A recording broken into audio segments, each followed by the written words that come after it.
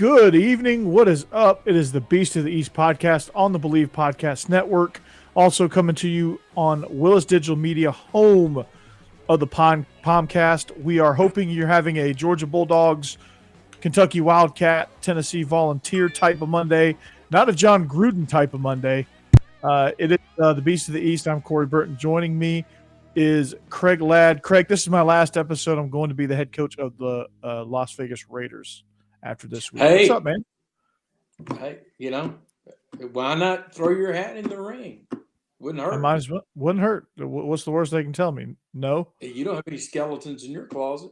Nope. I didn't send any bad emails either, so that's good, right? Okay. Well, Yeah. that's good. That's good. I'm doing great, Corey. What a fantastic weekend of SEC football we had. It was incredible. Absolutely. And some teams separated themselves. There were some colossal upsets. I'm sure Jake is reeling probably. But our chat is wide open right now. All of our information is right down below. So we are presented by betonline.ag. It's the fastest and easiest way to bet on all of your sports action. Did you know, Craig, that they have an online casino? I did not know that. Well, now you do. So you can go in there and play your roulette or your slots or blackjack or that 3-card poker or Caribbean poker or whatever it is that's just a money trap. Whatever it is, BetOnline is your number one spot for all pro and college football action as well. It's a new updated site and interface with even more odds, props, and contests. BetOnline continues to be the number one source for everything football. Oh, yeah, you can bet football on that too. So head to the website or use your mobile device to sign up today and receive your 50% welcome bonus on your first deposit. Don't forget to use our promo code BELIEVE to receive your bonus. So use BELIEVE, BLEAV. So from basketball, football, boxing, right to your favorite Vegas casino games, don't wait to take advantage of all the amazing offers available for the 2021 season. BetOnline is the fastest and easiest way to bet on all of your favorite sports. BetOnline, it's where the game starts. Before we get rocking and rolling, I watched a pretty cool ESPN 30 for 30 documentary today. I know Since you're out of school. Since I'm out of school, yeah, I had some time to devote to this. And we were off from practice today too. We didn't have to practice today either. So I was small potatoes. I was watching Once Upon a Time in Queens. I was 3 years old when, not to date me a little bit, but I was 3 years old when that happened. So I have no recollection of those Mets. So those, I think they were the Amazing Mets or whatever. It's pretty cool. That team was, holy cow, man, that team was insane. Literally and figuratively, like on the baseball field and off. They had some characters on that team, to say the least. Yes, absolutely, man. It was, from Doc Gooden to Darryl Strawberry. And, man, there were some characters on there that I didn't realize were characters, like Wally Backman, Keith Hernandez. Well, I knew Keith Hernandez was like the leader of the whole thing. Ray Knight. Thank you for that. Mookie Wilson was Lenny Dykstra. Lenny, I forgot about Lenny Dykstra. Man, because I associate Lenny Dykstra as a Philly. Yeah, but he came up with the Mets, yes, and that dude is insane, and he's good at baseball too. So it was a fantastic documentary. So I thought I would give a shout out on that one. Big weekend for the Eastern Division. Where do we start, man? I guess we can start with another Georgia route. The game got off to a cussed my mom out for asking for an autograph. That's fantastic. That is fantastic. It's right on character for him too. Right on par with who he is, I guess. And he was a good fit for the Phillies in that city, so that's good. But Georgia did not cuss out anybody's mom this weekend. They just stole Auburn's lunch money. And, Auburn got off to a good start in that game. They were moving the ball. It's probably the best a team has moved the ball in Georgia all year long. They only put up 3 points, but they did move it some. So if you're looking for that ray of sunshine, if you're an Auburn fan, that is it. Um, I just looking at this defense and what they were able to do to Bo Nix, they were able to spook him, which I guess is not hard to do these days. But just an overall great game. Stetson Bennett coming through again, Lad McConkey coming through again. The run game coming through. Just Georgia's just hitting on all cylinders right now, and they're number one in the country, and that's where they should be right now. Did Craig freeze on me? I think he did. I think he did. All right. So yeah, I mean, I think it's Steve, if you want to jump in as the voice of God, Voice of God until we here. get voice of God. What's up, God? Paging God. Yeah. God is here. So did you get a chance to check out this game after the Ole Miss game? Yeah, I saw a little bit of that. Let me disconnect from sessions, Craig, so we can log back in, maybe. There you And go. The Riddler is over here beside me. yeah, yeah, I watched a little bit of that game, and I mean, it's like I said, Georgia's backups did that to Auburn. Auburn is not a particularly good team. LSU is their signature win, and as Kentucky proved, that is not necessarily a signature win. And you look at that game; it was just domination. Georgia just squeezed the life out of them. They tried to come forward and make something happen, and at 17-3, that game felt over. And as it turned out, it was. Yeah, absolutely. When they, Auburn had that glimmer of hope right there, right before halftime, to get back in the ball game, and that would have probably changed a few things, maybe, but they did. They got down there, whether it was a PI or not. I think there was mutual contact. I mean, I agree with whatever referee they had on, their rules analyst or whoever they have on nowadays. I agreed with them. There was mutual contact. It was a great no call. I would have been in favor if I was an Auburn fan too. Just it was a good no call. Just let those guys play and be physical is kind of where I saw that particular play. But that was Auburn's last gasp. Once they got to the second half, it was over. I mean, Georgia was just gonna either crush them to death and win 17-3, or do what they did and pour it on and end up winning, 34-10. So hats off to Georgia, man. I mean, just I saw this debate on Twitter. I don't think there is a quarterback controversy. I still think JT is the number one when he comes back. But is there anything to that, Steve, in your opinion? I don't know. JT is the better quarterback. And Craig is restarting his computer, by the way. JT's the better quarterback. He's the more talented quarterback. But Georgia, this might be the year where that system and that style with Stetson Bennett is actually what they need. We spent all offseason talking about would Kirby take his thumb off the offense. Well, this might be the year when he didn't need to. And Stetson Bennett taking the control kind of forces them to play conservative, plays to the strength of that team. And I just don't see at this point why you upset the apple cart. Of course, can they beat Alabama? That's the question. If you see them in Atlanta, can you beat Alabama? Or if Alabama loses again, can you beat Ole Miss?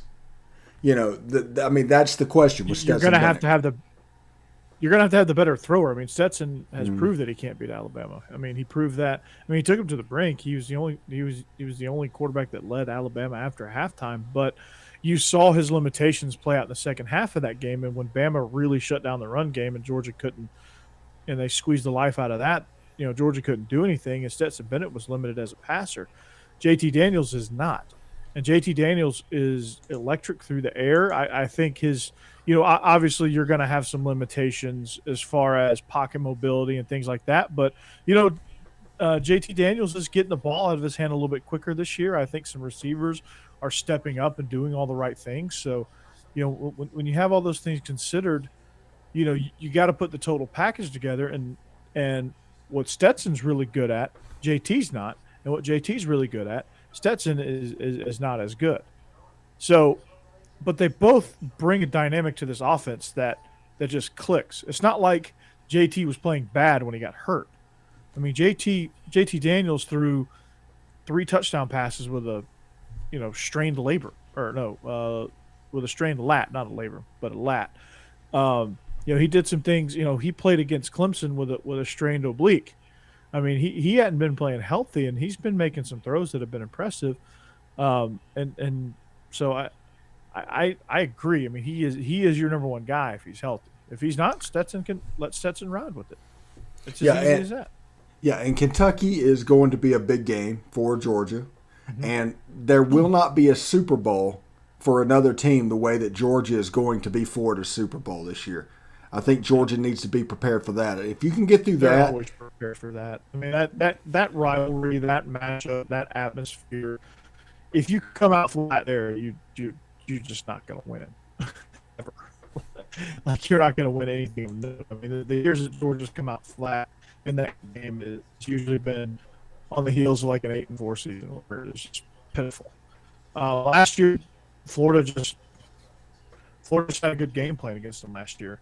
It wasn't that Georgia was flat; it's just Georgia they had a hard time with some of those route concepts that they were throwing at them, and the wrinkle of throwing the back out of the backfield and wheeling instead of keeping him in protection was all she wrote. With a brand new free safety in there, and Christopher Smith, who is not brand new obviously anymore, but just a lot of factors played in that game. But every year Georgia comes out swinging. It's usually a good game. It's usually Georgia's been on the upper hand of that. So take that for what it's worth. I don't think Georgia's going to overlook that.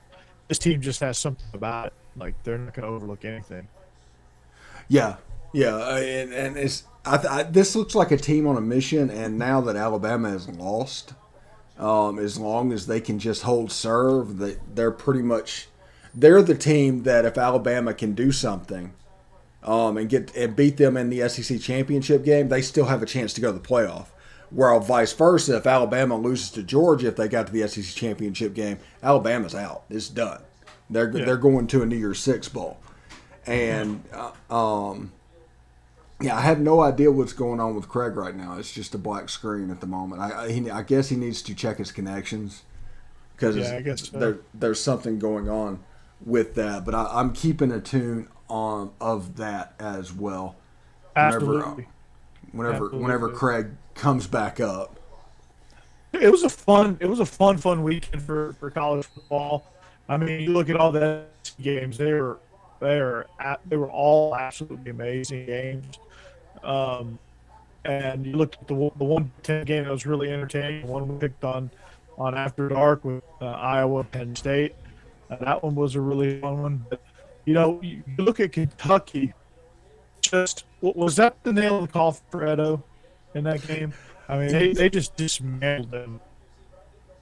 Yeah, I think it is. And Craig, I can see you, by the way. We'll bring you over whenever you get back in the chair, but I can see you.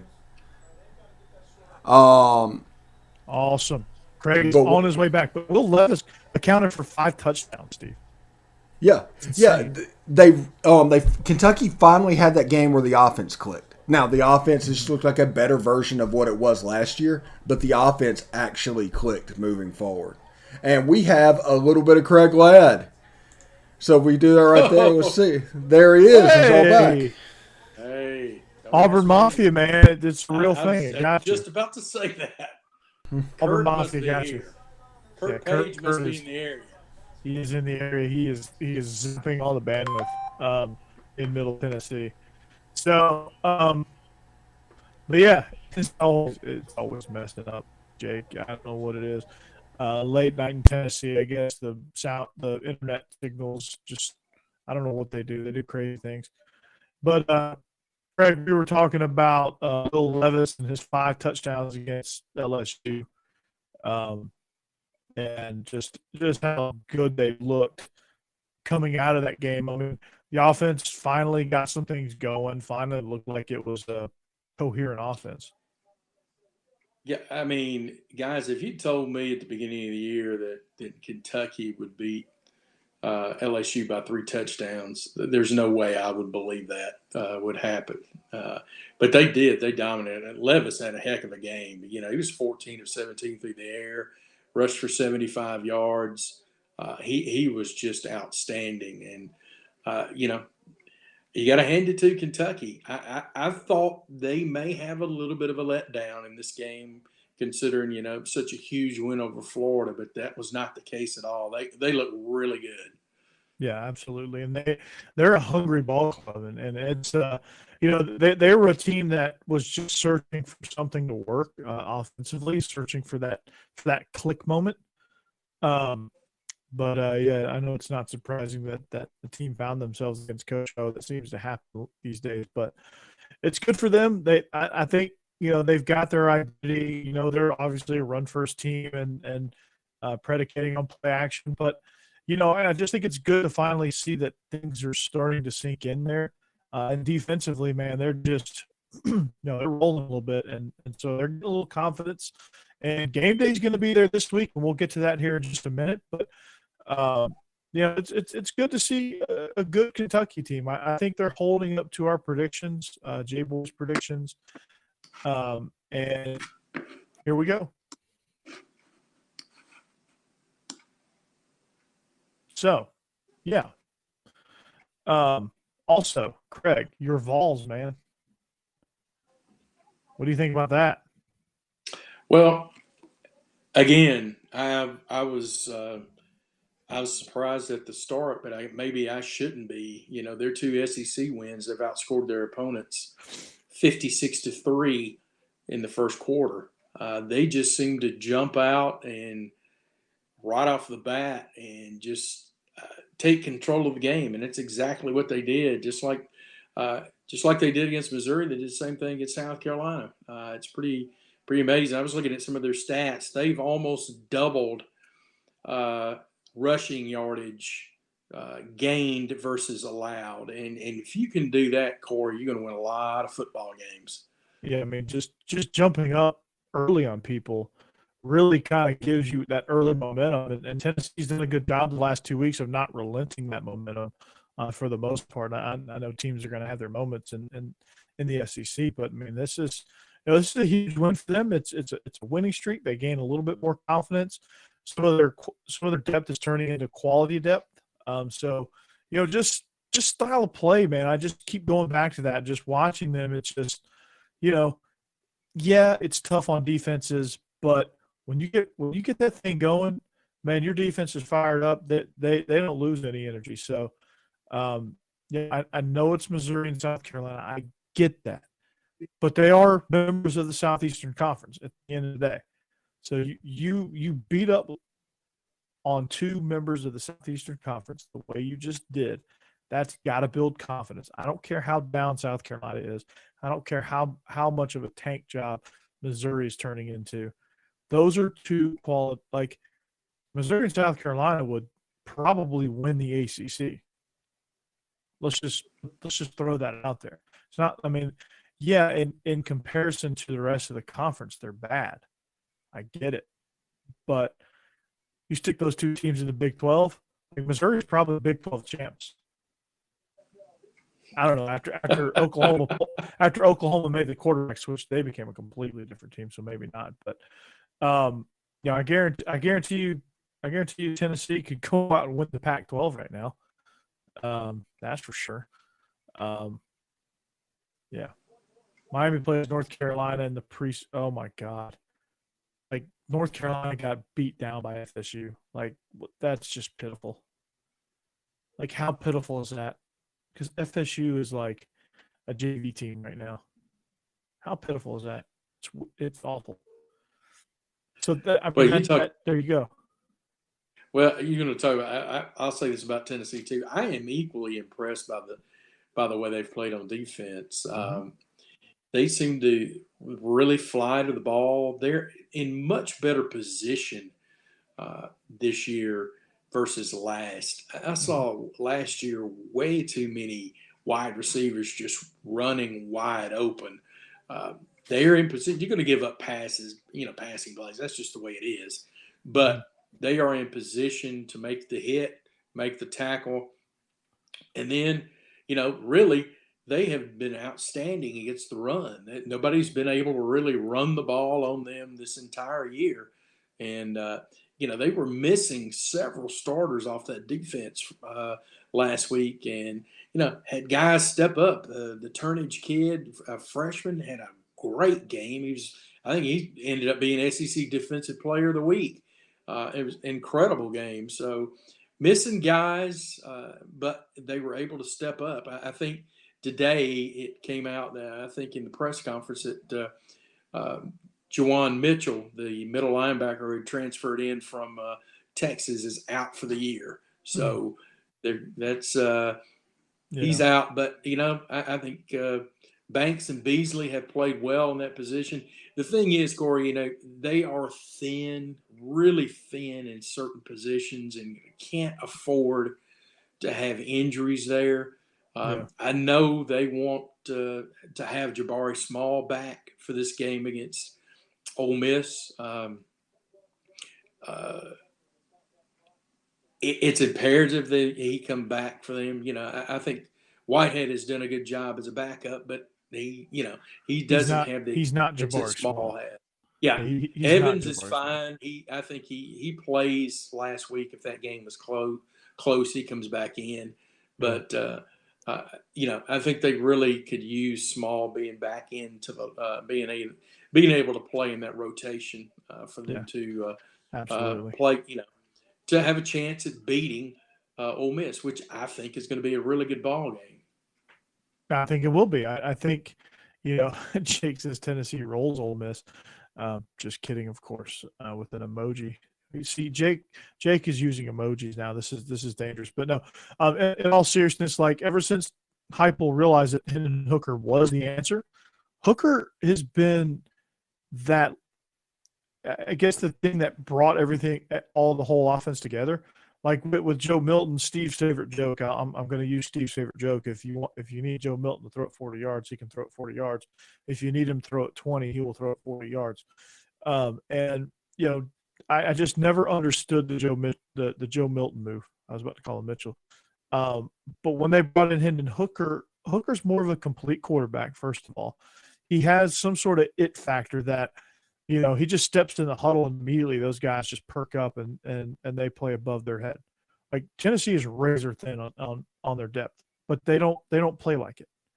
And that's been the biggest thing in their turnaround this season. And the reason why they're getting better each week is because they're playing above the level of their depth. Will that be good enough to beat Ole Miss? I don't know. Will that be good enough to beat Alabama? Probably not. Will that be good enough to beat Georgia? No. But they'll give them a game. Like, it's not going to be a blowout. The game's not going to be over at halftime like it probably would have been preseason. Will this game last 5 hours? Yeah, probably. Probably. They might as well go on and kick this thing off tomorrow so that they can be done by Saturday night. So, Jake, it's okay. It's not the first time Alabama's lost. Probably won't be the last. That's just called football in the Southeastern Conference. It'll be okay, Jake. It'll be okay. It's just one loss. You'll probably win the rest of them. You'll probably end up in Atlanta. You'll probably still end up in the playoff. Nice, is all I have. Yeah. Well, actually, if Georgia beats you in the SEC championship, it won't be. But just think you could be a poor old Tennessee fan like my man over here, Craig is, and you want some real problems. There you go. There's some real problems right there. Yes. He lived through the Dooley days, the brick by he lived brick by brick for a little while. Lyle, yes. And then he was a hamburglar for a minute, and now they've got some real promise. So let the man enjoy his. No, just kidding. Yeah. Let me enjoy my 4 wins so far. Yeah. Jake, we'll go on. We'll go on and bust your balls on Wednesday night when I have a beer, or I might even. You know what? I might even have a mule. I might even go harder. I might even have a mule on Wednesday. Just just in favor of what's a good weekend. But South Carolina, they play hard, man. They had no quit, so I was impressed with them too. They could have easily just rolled over, and that game could have been a 50 piece. But they came back, fought in the second half, got their what together, and actually played hard. You talk about a team that really truly has nothing in the tank. They have nothing in the tank, but they're going to give you every little bit that they have, and that's a good positive sign when you evaluate how their season goes. We knew they were going to be bad record wise, but they're playing hard, so that's good for recruiting. And once he finally gets whoever, Archie, who's Archie? I don't know this Archie guy. You talking about the comic book character Archie? So to me, South Carolina impressed me with the way they played, with how hard they played. I know moral victories aren't necessarily the way to go, but you gotta look at something if you're South Carolina. I mean, Vandy has nothing, so you could be that. Just be glad you're not Vandy. Well, at the beginning of the year, I thought if they win 6 games, it will be a miracle. At this point, right, there's no way I thought they would be 4-2. I just did not. Even as I guess as down, I'll say down as South Carolina is, as down maybe as Missouri is, even though I don't really know they're down. I still didn't think Tennessee would beat either one of those teams. I just did not think so. I didn't. But I thought Missouri was going to be able to name their number against Tennessee. To be honest with you, yeah. Before the season, Yeah. At the beginning of the season, this game right here, this Ole Miss game, I thought, well, they'll dust Tennessee. Now, I think it'll be a really good ball game. I really do. I do too. I'm right there with you. So, they got obviously they got a nice test here with Ole Miss, but we'll get into that here in just a minute. But our last thoughts on I flipped over to the Vandy Florida game just for a minute, right? By the way, news alert, Jake, I'm about to say something positive about Florida. Those uniforms they were wearing were outstanding. Yes, I liked them myself. I like the old school UF logo that they had going. That was actually a pretty good look. Listen, I love the black the Vols had on. I did. Oh, especially those uniforms, they hit it out of the park with those. Yes. Yeah. The helmets, I thought the outline and the power tee and black. They should at least stick with the helmet. They should go with the helmet all year long. Yeah, I thought that helmet. I thought it was great. Like the orange popped. It didn't look like it looked legit. Like it didn't look like they slapped a sticker on the side of a white helmet thing. You have an outline there, and it just kind of stood out. Like the orange actually popped more with the outline on it. Yep. Yeah, that's just me though. But I flipped over to the Vandy Florida game, and Vandy scored a touchdown right before half. I was like, man, okay, they have a chance here. I think. I don't know. Like this is interesting, and they ruled it a non-touchdown, and then Florida went on to rout them 42-0. I was like, come on, refs, you got to give Vandy that touchdown. Make this a ball game, right? But they, is there any hope with Vandy right now, or I know the scores are a little bit, but it's just, they just have no life. They just have no emotion. Like you look at Clark Lee, and it's just still the same thing. Like at some point, he's going to have to show a little bit of emotion on the sideline, right? Well, they've lost 15. I think they've lost 15 straight SEC games, and at this point, I don't see that streak being broken this season. I don't know where that's going to come from. Have they played South Carolina yet? I'm not sure.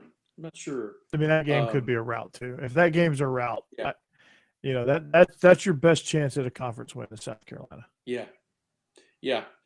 I said at the beginning of the year, They went 0-10 for a reason last year, and you just do not bounce back that quick from 0-10. It just does not happen. That's tough go. They have been down. It's going to take him several years to replenish that roster, and right now it's porous. They just have nobody. They have no game breakers whatsoever. In that team, they just don't. In the past they've had some good running backs that you had to watch out for, but that's not there this year. It's just there's just nobody there that you say, oh wait, hey, okay. And I'll ask you this: is there anybody on Vanderbilt's team, let's say, that could start for? I'll say Georgia, no. Mm-mm. Florida, no. No. I'll say Kentucky, no. Those three for sure. I can't even name more than 2 players on that team. And the only one I can name is because he went to Brentwood Academy. Yeah. Cam Johnson. Johnson, yeah. I can't. I couldn't tell you. Yeah, I was going to say they are just devoid of talent. That's just bottom line, and it's going to take a while. He's going to have to recruit. He's going to have to make more helicopter trips, and in order to get this team back up to where it needs to be. Well, they got a tight end on their radar from Greenbrier. I know that much. That guy was a monster.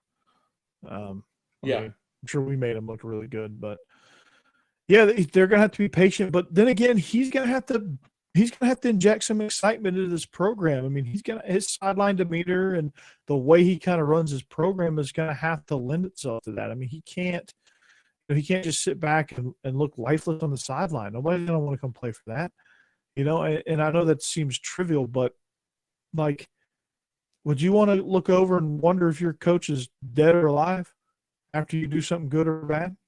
No, I don't. I mean, I don't know. Maybe somebody does, but he's got to do something. Like he's got to move, or I don't know. Like he just doesn't have any life about him, and his program seems like that as well. I mean, the stunt he pulled with no numbers and names on, for spring practice. I mean, it's looking more like a Butch Jones stunt than it is an actual good stunt that works. You've got to get the guys in before you can start pulling stuff like that. I mean, it just didn't work, and he's got to figure something out, or they're going to have to find somebody that will, like Ed Orgeron. Maybe they can hire Gruden. He's available now, apparently. That's true. I can guarantee you this: Vanderbilt is not hiring Gruden because Gruden is not PC. And Gruden has way they don't touch him. Gruden has what we call bad email form. Yes. Like my wife works at Vanderbilt, and they are ultra PC. I mean, over the top PC. Mm-hmm. So guess what? So calling your boss, calling the big boss, the commissioner, an F word, a derogatory F word, is a bad move. Is that what you're saying? I think that's a bad move. Do they frown upon that at Vanderbilt? Yes. Okay, well they can't hire John Gruden then. Yeah. So you can't tell somebody they have lips the size of Michelin tires. Can't do that either. That's not going to fly either. No. Well, okay, that's another strike against Gruden. What else? Can't recruit gay players. Yeah, he's going to tell them that. So that's okay. That's another strike. Yeah, they really can't hire him, can they? No. Yeah, like I said, they would come closer to hiring me than they would Gruden at this point. That is true.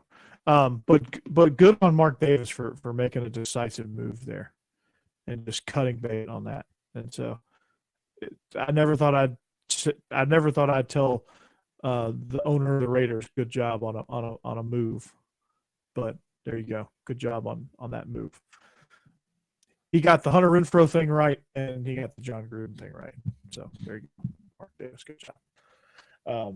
John Gruden, probably going to fade into obscurity, probably going to have some sort of podcast somewhere, the Gruden quarterback camp podcast or something somewhere. And Yeah. he'll spout off his ESPN either. He won't be back on ESPN either. Nah, maybe Fox will get him. I don't know. Maybe he can debate Colin Cowherd. But anyway, but yeah, any other game that stood out to you in week 6? I mean, that was pretty much, as far as the conference goes. I mean, obviously the Alabama loss, and they'll talk about that on Best of the West. So you should check that out. That'll be fun. That Ole Miss game was, that was entertaining, man. I just couldn't, I was watching it's too bad that went up against the Red River Shootout, which actually was a shootout. Yes, it was. Those two games were so fun to watch, both of them. And I had one on my phone. I had one and I had one on TV. And at one point, like, I was walking around, so I had one on the iPad and one on my phone. I was just back and forth. Like, I put my phone down for like 2 minutes to do something, and I came back, and both teams had scored like 3 touchdowns between the two of them. I'm like how? Like, how am I missing all these touchdowns? I took my eyes off this game for 3 minutes, and they scored. Like, that's how quickly those games went. So that was fun. That A&M game was a lot of fun. I couldn't. I tried to last. When you have a 5-year-old that is just into everything, and you're just going and going 90 miles an hour all day long. And it didn't help that I had a couple cocktails as well. And I had a big feast. I had a tomahawk ribeye, and all that stuff. It was, needless to say, like, I woke up and I was sitting on the couch, and all of a sudden, lights out, woke up, and A&M was celebrating. Like, I probably fell asleep for like 30 minutes. So I missed like the very end of that game. And I woke up, I was like, oh, wow. This is like, I really should, like, when I really can't, my feet can't be even with my head, or I'm out like that. That's how tired I am these days. I didn't make it either, Corey. I'll go ahead and tell you that. I didn't make it either. So, I'm an old man, so I can't stay up that late anymore unless I just absolutely force myself, which I have to do on Friday nights. But, I couldn't stay up for it. Wanted to, but couldn't. There was just no way I could do it. But yeah, the voice of the Rockets, man. How's that going? Yeah. Are they giving you something Yeah, had a bye week last week, so big game at Richland this Friday night. So they're first in the region, and of course Hillwood with their first win of the year. Yeah, homecoming against Glencliff. That was a game that Glencliff. They're not the same Glencliff. They're actually, they're still bad, but they compete. They play hard the whole time. Yeah. Which is vastly different from the Glencliff teams that I've known the last 5 years, which you score one touchdown on them, they shut down, and, that's it. And you can name your score. But, so we play Creekwood this week. So it's fall break for us. So that'll be interesting to see who comes. But speaking of week 7, this is week 8 for high school. Week 7 has a really nice slate of games. Best of the West will probably check out Auburn, Arkansas. They'll probably check out the A&M Missouri game, which we will as well. Alabama takes on Mississippi State, and Ole Miss takes on Tennessee. A lot of cross-divisional games this week. Very, very exciting. Florida, LSU, and of course Georgia, Kentucky. That's what game days can be. It's a kind of if you consider top 10 plus 1. You got Kentucky, they're sitting at 11, and then Vandy, South Carolina, the battle for last place. Which team is not going to be last here? And we'll actually touch on that as well, just a little bit towards the end of the show. But Georgia, Kentucky, let's start there. A game that honestly, for Kentucky, it just doesn't match up well for them. What they do really well, Georgia defends really well. And so the line started out at 24.5, which is, considering where both of these teams are ranked, is insane to me. But you know what, George? Like I said, Georgia's defensive front is outstanding. The linebackers run really well. Kobe Dean is probably one of the best linebackers in the country. He's projected to go first round. Adam Anderson is projected as a first rounder. Jordan Davis is projected as a first rounder. I mean, Nolan Smith, also great off the edge. Quay Walker, those guys just really get after you. Lebanon's own Zion Logue had a sack last weekend on Bo Nix. So you got some I quality saw depth, that. some quality depth going on the defensive line. So, do you see an avenue for Kentucky to score in this game?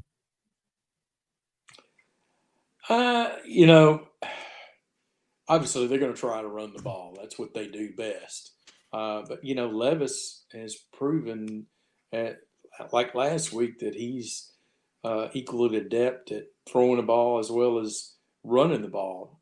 But I don't think they're going to. There's no way they're going to beat Georgia. Not so sure about covering the spread. I would probably go ahead and take. I would lay the points with Georgia because I just don't see teams scoring on them. It's been a good rule of thumb all year long. Yeah, I just don't. They gave up an offensive touchdown. They gave up a touchdown against Auburn, and that was a huge, huge deal. But, I just don't see how you run the ball in this defensive front. I mean, they've got second string guys that that could start anywhere in the conference. I mean, they've got guys that rotate in like Jalen Carter, Channing Tindall, those guys that come in and they don't dip down. So like they've got quality depth behind them. They run really well laterally. They plug you right there in the middle with Jordan Davis. I mean, there's just not many ways to run the ball on them. I mean, play action, maybe. I think there's some matchup things you can get with Wan'Dale Robinson, some ways you can get him involved in the passing game and hit him over the top some. Auburn showed that if the quarterback can give himself a minute, or if the quarterback can get the ball out of his hand quickly, they can hit some intermediate routes, and Auburn did a good job of that for the most part. And if Kentucky uses the tight end really well, they have a chance to move the ball. But as far as sustaining drives, which Georgia forces you to do, I just don't see that happening with this group. Maybe if it was an Ole Miss team that's a tempo, that's a tempo with an extremely mobile quarterback that can throw dimes. Maybe that's more of a matchup issue for Georgia than any team in the conference. But Kentucky, I hate to say it, I love watching them play. It's just a tough matchup for them. They just what they do just doesn't equal up. Well, I think Kentucky, really more than them beating Georgia, I think Georgia's going to have to beat themselves for Kentucky to be in this football game. That's going to be the key, and we have not seen that this year out of Georgia. They have been, nearly flawless as far as turning the ball over. And knocking on some wood right now. They just do not. They have not beat themselves this entire year. They just don't turn the ball over. So if you're expecting that end of it, then I think you're going to come up empty if you're a Kentucky fan. But who knows? Like I said, I think more than Kentucky beating Georgia, Georgia's going to have to beat themselves for Kentucky to be in the game. Well, game day is going to be in Athens. It's a 3:30 kick, 3:30 Eastern time kick. The crowd is going to be in a frenzy, much like they were against Arkansas. I think that's going to affect the game a little bit. I mean, they've been able to draw numerous clutch false start penalties against Arkansas, which was surprising on a noon kick. They were able to draw all of those the last time Notre Dame was in town, like a disciplined team like Notre Dame. They made them jump off sides, I think 7 times, 7 false starts penalties, something like that. It's just insane. And then just the way they get after you in special teams also, it just, for Kentucky, there's just no room to breathe. It's just like when you look at this defense, you struggle to find the holes. But, then again, if you can get your quarterback out on the edge, if you can find him some avenues to throw in, if you can get the ball out of his hands quick, you have a chance. The slant routes are probably going to be there. There's going to be some things over the middle that you can take advantage of. If you can find a matchup with Latavius Brini, he's a little bit suspect in coverage. He's probably the weakest DB that they have, which, I mean, on his best days, he's really good, but he struggled last week against Auburn covering those intermediate zones and stuff like that. But that's really your only shot. Defensively, they've got to get a takeaway. I think if Stetson Bennett is the one that starts, which I think they will, I think their plan now is to get JT ready for Florida, give Stetson one more start, go into the bye week and have a healthy JT Daniels for Florida. But, they're going to have to disrupt Stetson Bennett. They're going to have to disrupt his timing. They're going to have to get in some throwing lanes. They're going to have to find a way to take the ball. They're going to have to either get a pick, force a fumble somewhere, which is really tough. But they're going to have to find some way to bog down this offense, force them into obvious passing situations, and really just try to confuse Stetson Bennett, which he's been known to do. He's been known to throw a few picks here too, and that's what gets him in trouble sometimes. Some of the throws he makes are head scratchers, so they got to force him into those. Where it's like there was a throw against Auburn. I think it was a 3rd and long. He drops back and a route that would have been there had defensive end rushed, but Derek Mason did it. It was a phenomenal call on this play. Derek Mason stunned a linebacker and dropped it. It was a zone blitz. Dropped the defensive end right in the throwing lane, and Stetson had to sail it so it wouldn't get picked. And I think in some instances Stetson probably would have hit the guy right in the numbers, and it would have been short field. So Kentucky's going to have some momentum play. They're going to have to play perfect. They're going to have to force a few turnovers and hope Georgia shoots themselves in the foot, which at home is a very, very difficult thing. But Kentucky's always played this game tight, so you never know what could happen in this. Do I buy the 24.5-point spread? In most years, I wouldn't, but this year is different. And I'm kind of, as of right now, I'll make my final decision on Wednesday on After Dark, but I'm leaning towards laying the points here. Anything else you want to add? Yeah, I think Kentucky. Yeah, I think Kentucky's going to have to. One of the keys of this ball game is going to be they're going to have to withstand the initial onslaught of the emotion of the fans, how the players are going to be jacked up. They're going to have to withstand that initial onslaught. If they get ambushed right off the bat, it could be very ugly. Absolutely. It could get ugly in a hurry. Just ask Arkansas what that's like. All right, so our next game, I'm paging God here. The voice of God, paging the voice of God. Tennessee host Ole Miss in a checkerboard out. I'm going to cede the floor to the voice of God and Craig to kind of talk about Tennessee and Ole Miss. I'll start with Tennessee. What is their chances of winning this game? I'll cede the floor to you guys. Go ahead, Craig. I think they definitely have a chance to win this big game. The way they've played the last 2 conference games, I think you have to give them a chance. Now, the competition is much stiffer than South Carolina and Missouri, no doubt about it. But again, I thought in the Arkansas game, when I saw the Arkansas game, I was flipping back and forth too. They defensively looked like a flashback of last year. They just could not stop Arkansas at all. The post-game interview that Kiffin did with CBS was it was comical. He pretty much just laid it on the line and torched his defense. So I wouldn't really say they stopped him. They kind of just went for 2. They kind of went for 2 and didn't make it. We didn't stop them. On that they did make one play on that 2-point conversion because every receiver was covered and there was pressure on the quarterback. So they did make one play. That wasn't Yeah. a situation of Arkansas not getting it. They actually were where they were supposed to be on that singular play. That Now, was a little hyperbole there. yeah, you can from get the this coach. line for as low as 2.5 points at FanDuel, and you can get it for as high as 3 currently at the other places. And there's one thing that I am concerned about. Now, I think Ole Miss might be going into a little bit of a hornet's nest. With the checkerboard out, they're on pace for their first sellout in several years. It's a night game at Tennessee. Yeah, the Lane Kiffin. There's a chance of a hornet's nest in there, but there also, if this game is close, Tennessee does have they have the propensity to bog down and take a couple of series where nothing just happens. They punt real quick, and if you do that against Ole Miss, that's a 21-point run, and it could be over at that point. So I think Ole Miss has the best player in college football. Stetson And Bennett? No, he plays for Georgia.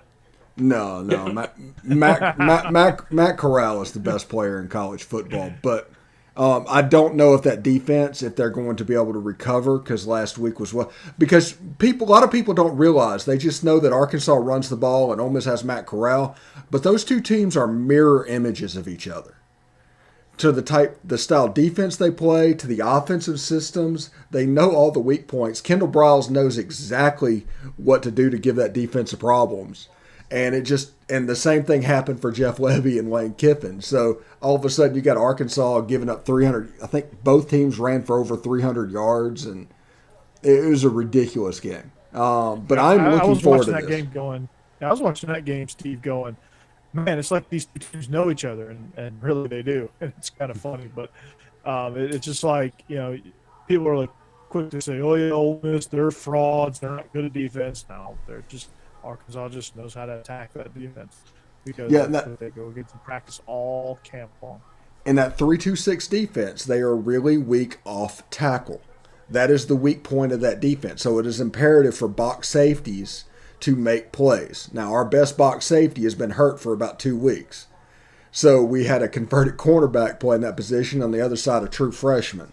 So Arkansas attacked those areas effectively, and you end up with a team getting wear down. Then other players started to try to do too much, more than what they were asked to do, and that just caused a little bit of a snowball effect on the defensive side of the ball. It's not good when guys are getting out of their lanes and trying to get into other lanes and do other people's jobs, and they leave their own job, and all of a sudden it's a recipe for disaster. And luckily, Ole Miss was able to avoid complete disaster and was able to get a win out of that. But today would have been a rough practice if that 2-point conversion would have been successful. I feel really bad for what they were going through in Fayetteville. Yeah, absolutely. I mean, Sam Pittman's got that team rolling. Heartbreaking loss on their end. As a fan of neither team, but somebody who loves to watch both these teams play with their style of play. It's just great to see that, it's not just Alabama in the West. It's great to see that somebody besides LSU can contend and really give fits to Alabama. And I think Ole Miss, obviously, the result they had against Alabama, that was just a juiced up Alabama team. And they walked into, Lane got into a hornet's nest with his pregame antics there, but. As far as this game goes, Alabama was so locked in that they go to Texas A&M and get beat, because that was not a locked in team. Yeah. No, that was a we just gave everything we had to kill Ole Miss, and we're a little bit hungover. Like, they enjoyed that a little too much. They were feeling themselves a little bit too much.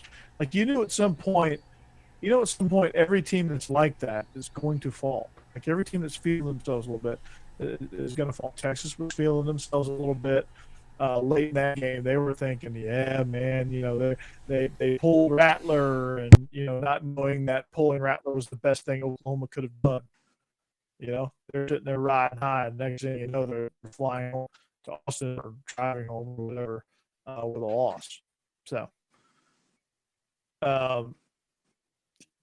Cassidy, to answer your question there, anytime somebody beats Bama these days, It's like winning an A. And as much as they've been struggling, I don't blame them for storming the field.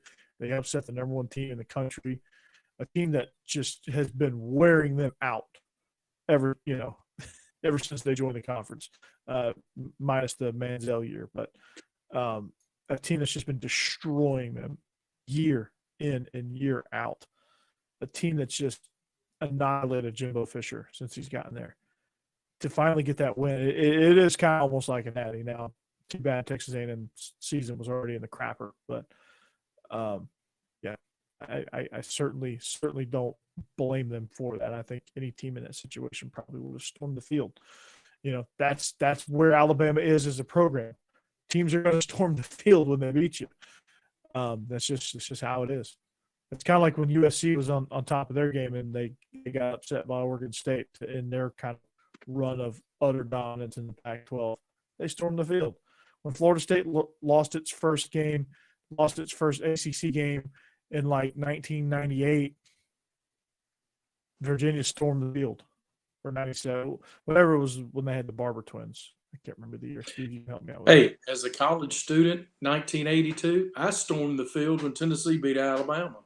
So, it was happening 40 years ago. Yeah, I mean, there you go. That's just what Alabama is. So you should almost, that's a point of pride for your program. That's where Nick Saban has gotten you. And just a side note to the people calling for the firing of Nick Saban, holy cow, those people aren't real. I'm just convinced of that. Like, they are the definition of a fan, a fanatic. Yes. If you want to fire Nick Saban, I'll take him. I'm sure Vandy will take him. I'm sure Tennessee would fire Heupel in a minute to hire Nick Saban. I'm sure they say, Kirby, got some news for you. We're going to hire Nick Saban so you can stay on and be his defense coordinator, or you can kick rocks, whatever you want to do. Your choice. And Kirby would. I think that's the only person in college football that has that sort of power. So that's neither here nor there. But, I think as far as this matchup with Ole Miss and Tennessee, I think the atmosphere is going to be ridiculous because it's a night game, first sellout, checkerboard out.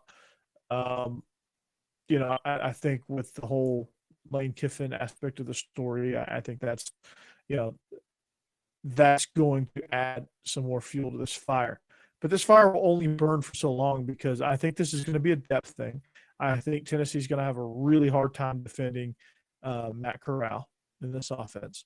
They're going to, this offense is dynamic, unlike any they've seen. I think they're going to struggle with that. The onslaught of how this offense just keeps attacking you. Now, it's going to be tight for a little while, but I think Ole Miss is going to pull away a little bit in the second half, and you're going to kind of see the different points and where they are in their development as a program. Like, Ole Miss is in year 2, but it looks like they're in year 9. That's just how they've had some veteran leadership, and that's going to show on Saturday. So that's kind of where I see this one. But I'll tell you what's going to be an interesting game, and to be honest with you, I think it's going to be another rout in favor of the Gators. But Florida travels to Baton Rouge. It's an 11 a.m. kick Central Time, noon Eastern. They take on the Bayou Bengals, who are hanging on by a thread. They lose Keon Butte today. He was ruled out for the season with a lower leg injury, which means really he probably just sprained his ankle and said, I'm not coming back, is probably what really happened. Coach O, the word turmoil comes to mind. I said it from day one of this season. Turmoil was going to undo LSU. A lot of people were like, "Oh, LSU's going to be good. They're going to finish second in the West. They're going to be good." No, this turmoil is brutal. Like, it is. From what we know, I can only imagine the stuff that we don't know that's lying in the weeds with this LSU program. So I think Florida's going to come in and rout them. Maybe. I don't know. Maybe Florida's not capable of routing anybody not named Vandy. But, Trey, how do you see this game? Well, I agree. I think Florida wins this ball game. And I think if the margin of victory for Florida is the same as Kentucky's margin of victory, I think Coach O will get canned next week. I'm surprised he's still there, to be honest with you. Yeah, I just don't think he could withstand that. Losing to Florida on your home field by 3 touchdowns, I think is much. And there's we also, not only is the on the field uh, performance been poor, off the field there has been many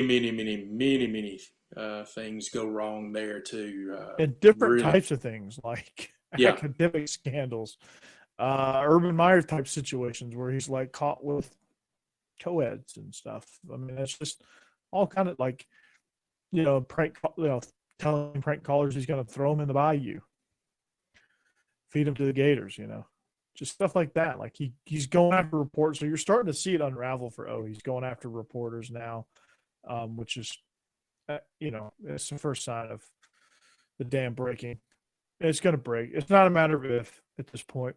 It's just a matter of it's week by week. Honestly, if any team between now and the end of the season blows them out, they're just gonna pull the plug and just say, "Now we're done this season. We're just gonna take our last place lumps and we're gonna go after whoever will whoever will want this job." I don't know. The guy who should hire is just right up the road there in Lafayette, but they're not paying me to make the decision, so they'll probably hire Bill O'Brien, which I hope they do. That would be funny, because he's he is what I told you he was going to be: bland, vanilla. Like the play calling was awful in that Alabama game, so maybe LSU can do him a favor.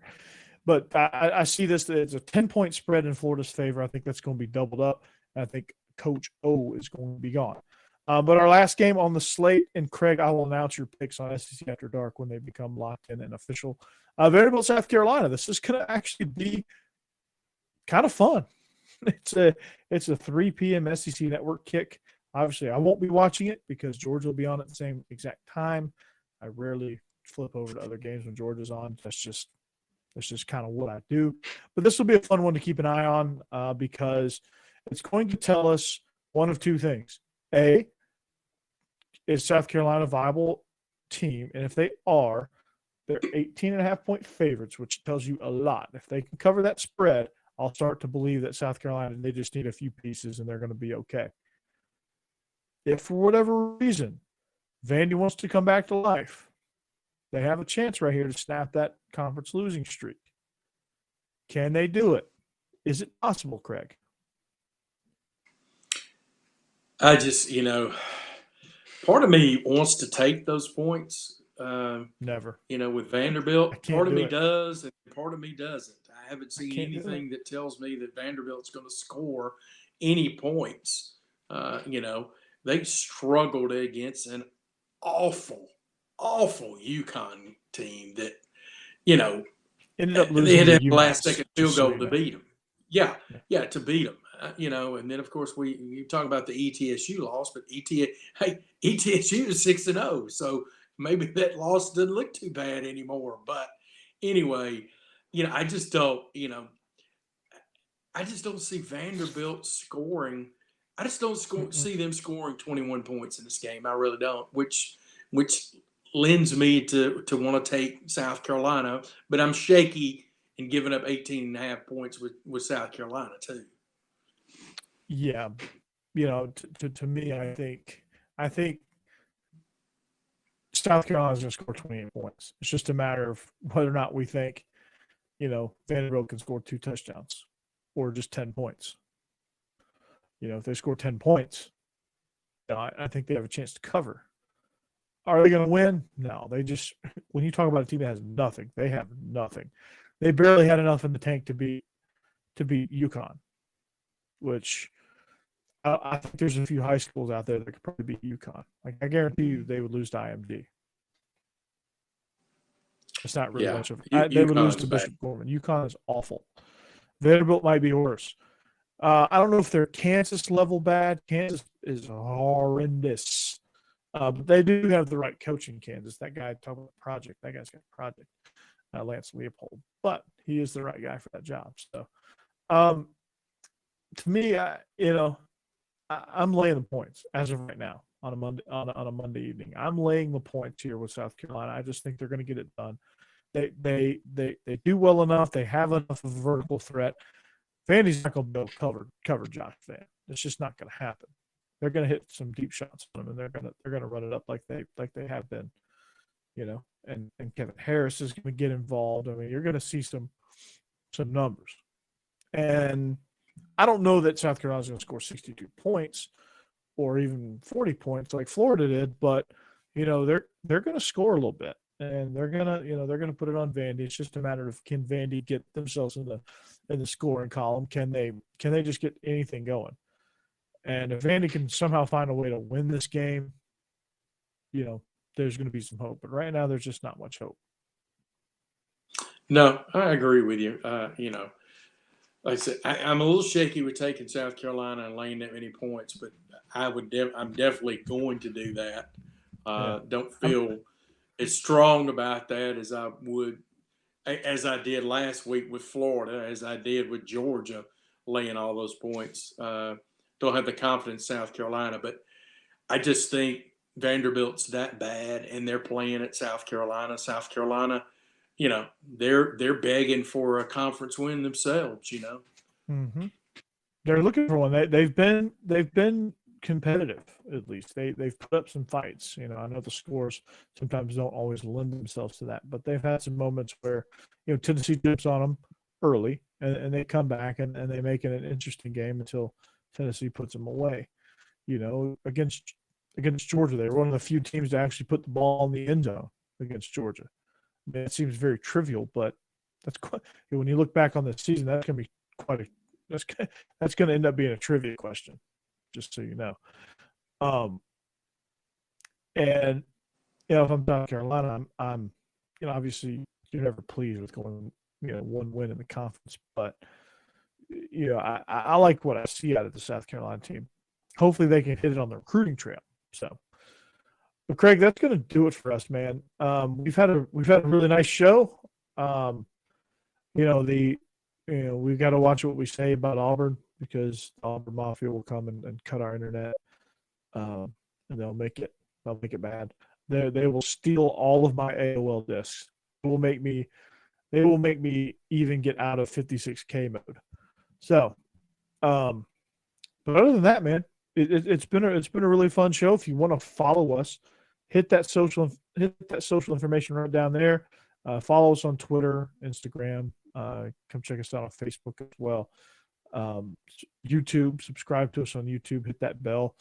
You can find it on my Believe in Dogs channel. You can also find it on Positively Ole Miss and Willis Digital Media. It's streaming all of there. It's on Twitch. It's on I guess they call it Periscope on Twitter. I'm not sure. Facebook Live. Anywhere you can find a stream, you can probably find it. And if you want to do it the old-fashioned way, I guess this is old-fashioned now, but if you want to do it the old-fashioned way, just hop on Apple Podcasts, hop on Spotify, hop on wherever you find your podcast. Give us a listen if you're driving in the car on a long trip and you want to hear us talking. Do it. Fire it right on up. So, Craig, any last words before we go? No, I hope this slate of SEC games is as good as last week's. If it is, it's going to be another great weekend. Absolutely, man. So there's some dynamite in the SEC last couple of weeks. So look forward to that as well. So with that, we're gonna sign off right here on the Beast of the East podcast. We are on the Believe Podcast Network. We are on Willis Digital Media, home of the Palmcast. Best of the West comes up tomorrow night. Check them out, and of course, SEC After Dark.